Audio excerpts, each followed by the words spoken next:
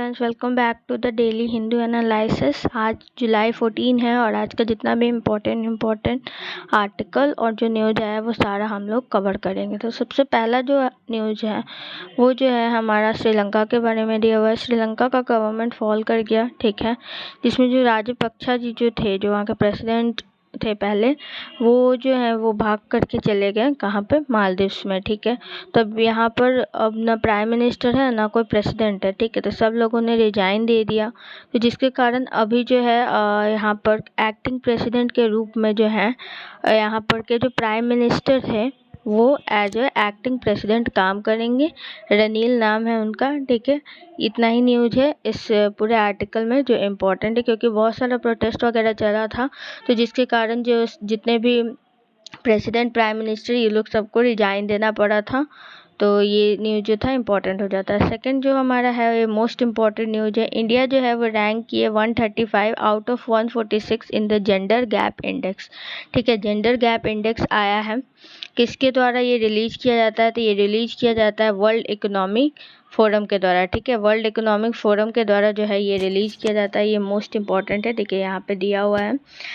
तो ये जो है वर्ल्ड इकोनॉमिक फोरम के द्वारा रिलीज किया जाता है और इसमें इंडिया का जो रैंक है 146 में 135 है, बहुत पुअर रैंक है, ठीक है। और ये जो है ये किस बेसिस पे होता है? तो ये जो रैंक प्रिपेयर किया जाता है वो economic participation and opportunity, educational, health, survivor और पॉलिटिकल एम्पावरमेंट के बेसिस पे किया जाता है, ठीक है। तो उसमें हमारा इंडिया का रैंक याद कर रखना है, 135 आया है। और दूसरा चीज़ ये याद रखना है कि ग्लोबल जेंडर गैप इंडेक्स जो है वो किसके द्वारा रिलीज किया जाता है? तो वर्ल्ड इकोनॉमिक फोरम के द्वारा रिलीज किया जाता है, क्योंकि ऐसा क्वेश्चन जो है वो पूछ देता है कि कौन सा जो है रिपोर्ट किसके द्वारा रिलीज किया जा रहा है। नेक्स्ट देखते हैं हम लोग, इंडिया चाइना जो है वो आने वाले दिनों में बात करने वाली है 17 जुलाई को, ठीक है। क्या के बारे में बात करने वाली है? तो बात करने वाली है कॉप्स कमांडर को लेकर के, वो लोगों के बीच में बात होने वाला है, ठीक है। इंडिया चाइना के बीच में हम लोग 2020 से देख रहे हैं कि डिस्प्यूट चल रहा है। गलवान वैली में जो लड़ाई हुआ था, जिसमें चाइनीज सोल्जर जो थे वो इंडिया में आ गए थे और लड़ाई स्टार्ट हुआ था, जिसमें बहुत सारे इंडियन सोल्जर मारे गए थे और बहुत सारे चाइनीज सोल्जर को भी हम लोगों ने मारा था। तो उसके कारण जो था बहुत टाइम से डिस्प्यूट चलते आ रहा था ये दोनों के बीच में। तो उसी के रिलेटेड जो है बहुत ज़्यादा ये लोग के बीच में डिस्प्यूट चल रहा है। तो उसको रिलीफ थोड़ा सा मिलाने के लिए ये लोग जो है आपस में कुछ बातें कर रहे हैं, बट उससे कुछ खास फ़ायदा हो नहीं रहा है, ठीक है। काफ़ी टाइम से ये बातें चल रहा है, हमेशा राउंड पे राउंड हो रहा है, लेकिन इससे कुछ भी बात नहीं हो रहा है, ठीक है। अभी तक 15 राउंड ऑफ टॉक्स हो गया है। ये जो है वो कॉम्प्रिहेंसिव डिसएग्रीमेंट करना चाहते हैं, ठीक है, ताकि जो सिचुएशन ईस्टर्न लद्दाख में जो सिचुएशन हुआ है उससे थोड़ा सा ये लोग को रिलीफ मिले और एक दूसरे के साथ जो ये बना रहे, एक दूसरे के साथ जो प्रॉब्लम हुआ है वो सारा जो है वो ठीक हो, ताकि ये लोग अच्छे से ट्रेड वगैरह कर पाएँ, ठीक है। नेक्स्ट इम्पॉर्टेंट है, ट्रांसजेंडर ट्रेनी पायलट जो है उनको बोला गया है रीअप्लाई करने के लिए मेडिकल टेस्ट के लिए। तो ये न्यूज़ क्या है? तो ये जो न्यूज़ है वो पहले पायलट जो ट्रांसजेंडर पायलट बने हैं उनके बारे में ये न्यूज़ है।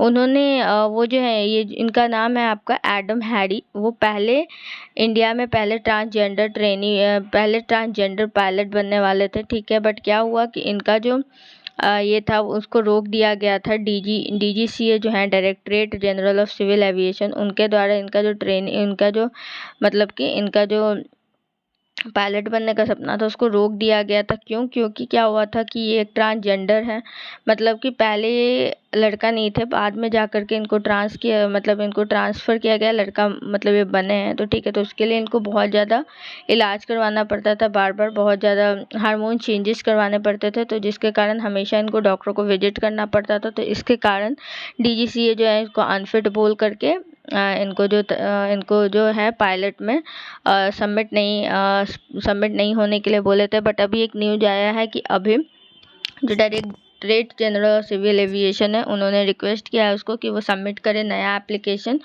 मेडिकल का, ठीक है, ताकि वो फर्दर जो है वो पायलट का ट्रेनिंग जो है इसके बेसिस पे ले सके और उसमें जो उनको पायलट का लाइसेंस मिल सके। ठीक है, जो हार्मोन थेरेपी चल रहा है वो उसको जो है एक ये नहीं हिंड्रेंस नहीं माना जाएगा, इसके लिए डीजीसीए बोले हैं। और इस रिस्पांस पे डीजीसीए के इस रिस्पांस पे ये जो पायलट है वो बहुत ज़्यादा खुश हैं, क्योंकि उन्होंने बहुत सारे चैलेंजेस लाइफ में फेस किए हैं। ट्रांसजेंडर बनना कोई आसान चीज़ नहीं होता, तो उसको लेकर के ये बहुत ज़्यादा उन्होंने फेस किया। तो वो लिखते हैं कि आगे दिनों में मुझे और भी बैटल्स लड़ने हैं, तो उसी के बारे में पूरा न्यूज़ था। नेक्स्ट इम्पॉर्टेंट देखते हैं।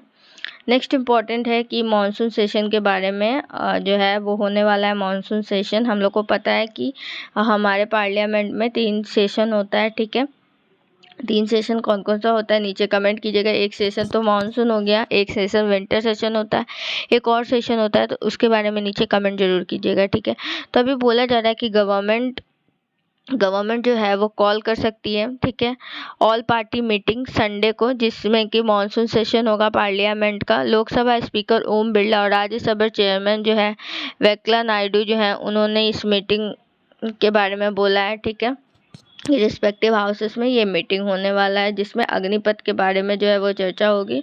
और अग्निपथ स्कीम को लेकर के अपोजिशन से बहुत ज़्यादा बवाल उठने वाला है, तो आगे आने वाले दिनों में हम लोग इस आर्टिकल के बारे में अच्छे से पढ़ने वाले हैं। तो अभी हम लोग स्किप भी कर दे तो कोई चिंता की बात नहीं है। नेक्स्ट हम लोग देखते हैं, India has achieved clean energy target 9 year before the deadline.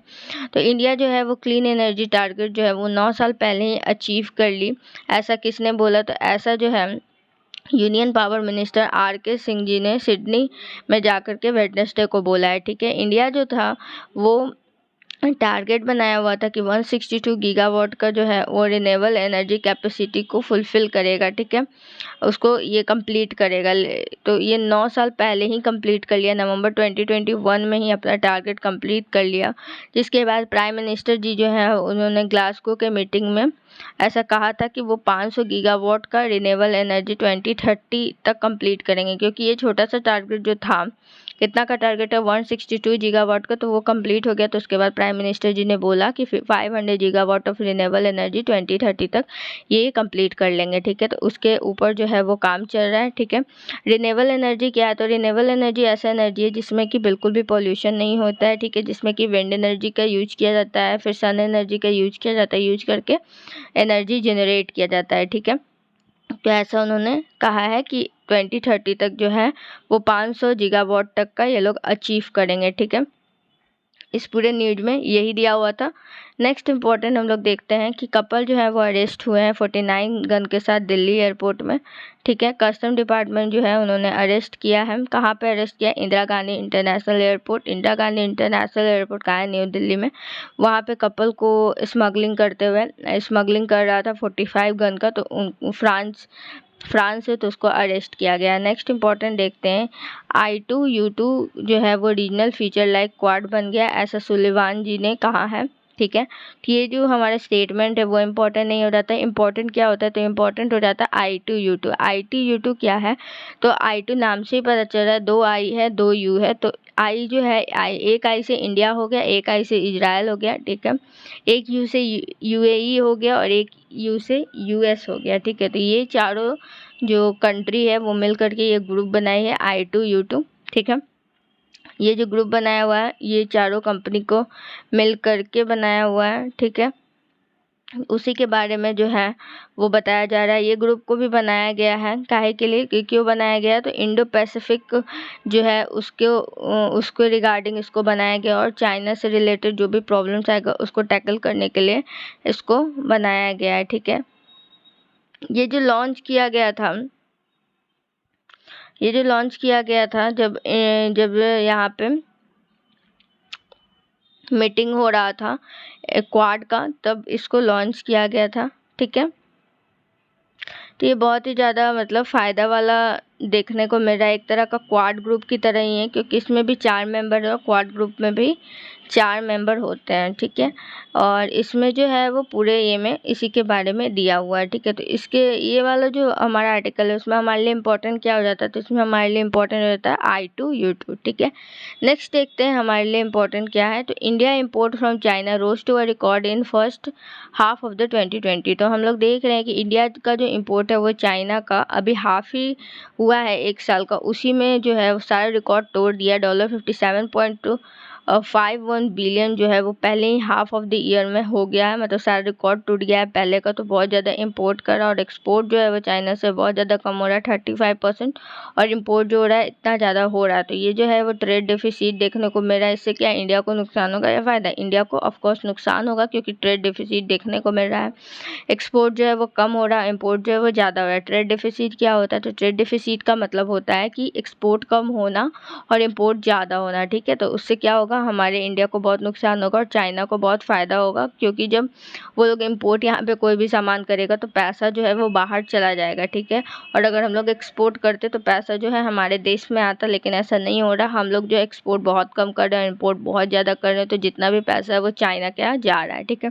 तो एक इम्पॉर्टेंट हो जाता है। नेक्स्ट हम लोग देखते हैं, गवर्नमेंट जो है को रिव्यू करने के लिए बोला जा रहा है विंडफॉल टैक्स को, ठीक है। तो विंडफॉल टैक्स क्या है? इस पूरे आर्टिकल में हमारे लिए विंडफॉल टैक्स क्या है वो इम्पॉर्टेंट हो जाता है।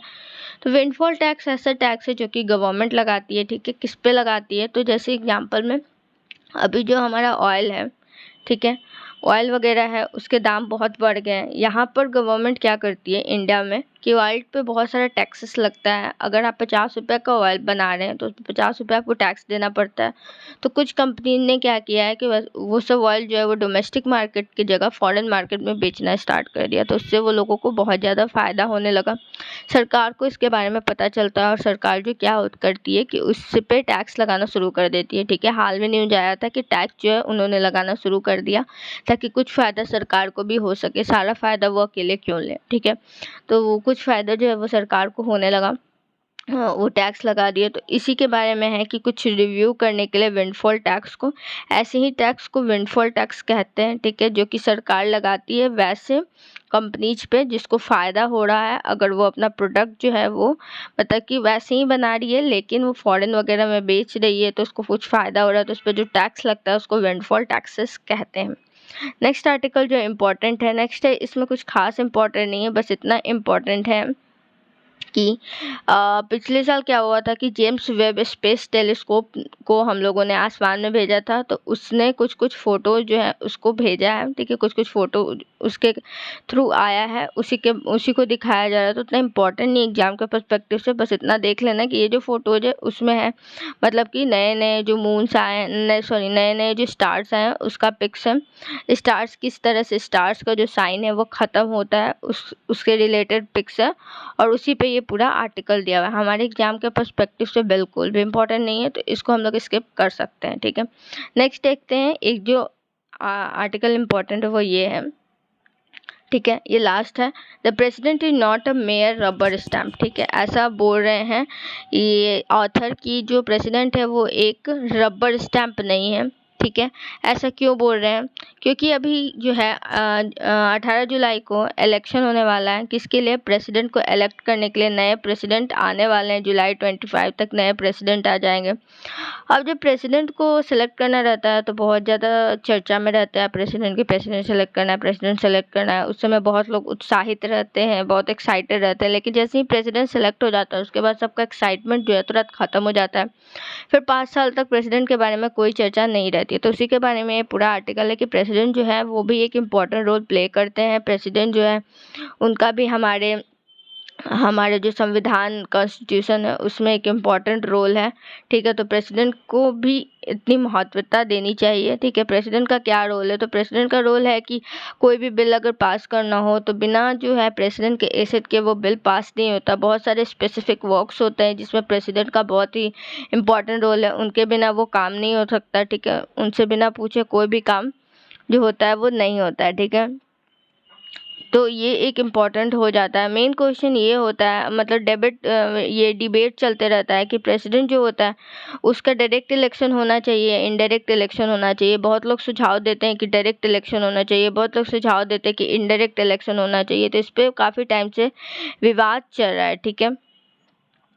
तो ये जो है ये सारा विवाद चलता रहता है, ठीक है। प्रेसिडेंट जो है वो आर्टिकल 53 में जो है कॉन्स्टिट्यूशन है उसमें कहा गया है कि the executive power of the union shall be vested in the president and shall be exercise by him either directly or through officer subordinate to him in the accordance with this constitution. तो article 53 जो है of the constitution वो बताता है कि executive power जो होता है यूनियन का वो प्रेसिडेंट के पास होना चाहिए। एग्जीक्यूटिव पावर का मतलब क्या होता है? तो एग्जीक्यूटिव पावर मतलब कि कुछ भी करने का क्षमता, ठीक है, कुछ भी करने का क्षमता जो वो प्रेसिडेंट के पास होना चाहिए, या फिर प्रेसिडेंट के अंडर में जो ऑफिसर्स हैं, ठीक है, उनको प्रेसिडेंट बताएंगे कि ये काम ऐसे करना है, तो उसके अंदर में होना चाहिए। तो ये आर्टिकल 53 जो है वो बताता है, ठीक है। इसका मतलब है कि प्रेसिडेंट जो है वो सारा पावर जो है एक्सरसाइज करते हैं, सारा पावर उनके पास है, ठीक है। तो इससे पता चलता है कि पीपल को पता चलता है कि प्रेसिडेंट जो है वो क्या मायने रखते हैं और प्रेसिडेंट का क्या वैल्यू है, ठीक है। उसके बाद प्रेसिडेंट जो है वो उनका बहुत सारा मतलब कि उनको इनडायरेक्ट वे में इलेक्ट किया जाता है, उसी के बारे में पूरा ये आर्टिकल दिया हुआ है। नॉट सो इम्पोर्टेंट, बट आपको इतना पता होना चाहिए कि प्रेसिडेंट जो है बहुत ज़्यादा इम्पोर्टेंट होते हैं, और बाकी की प्रेसिडेंट के लिए कौन सा आर्टिकल, मतलब किस आर्टिकल में प्रेसिडेंट के बारे में दिया हुआ है, और प्रेसिडेंट जो है वो उनका क्या काम है, तो वो तो पता है ही हमें कि क्या क्या काम है। हम लोगों ने लक्ष्मीकांत में पढ़ा हुआ है, लोगों ने नहीं पढ़ा है वो पढ़ भी सकते हैं। लक्ष्मीकांत में बहुत डिटेल्स में प्रेसिडेंट के बारे में एक पूरा चैप्टर दिया हुआ है। तो मुझे आशा है कि आप लोगों को अच्छे से समझ में आ गया होगा। Thank you so much for watching my video. अगर अच्छे लगे तो ज़रूर सब्सक्राइब करें। Thank you.